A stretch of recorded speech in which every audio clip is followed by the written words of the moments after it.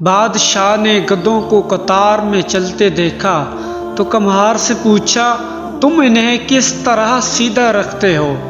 کمہار نے جواب دیا کہ جو بھی گدھا لائن توڑتا ہے میں اسے سزا دیتا ہوں، بس اسی خوف سے یہ سب سیدھے چلتے ہیں۔ بادشاہ نے کہا، کیا تم میرے ملک میں امن قائم کر سکتے ہو؟ کمہار نے حامی بھر لی۔ شہر آئے تو بادشاہ نے اسے منصب دیا۔ کمہار کے سامنے ایک چوری کا مقدمہ لایا گیا۔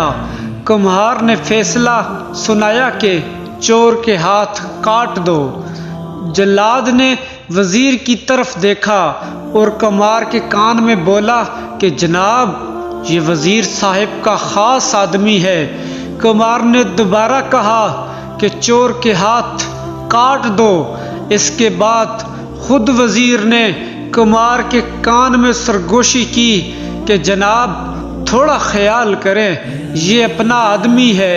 کمہار بولا، چور کے ہاتھ اور وزیر کی زبان کاٹ دو۔ کمہار کے صرف اس ایک فیصلے کے بعد پورے ملک میں امن قائم ہو گیا۔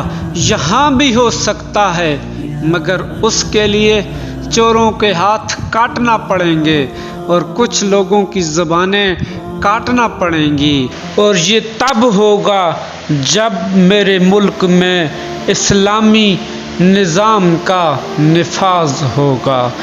اس کے لیے ہم سب کو اٹھنا ہوگا اور اسلامی نظام کے لیے علماء کا ساتھ دینا ہوگا۔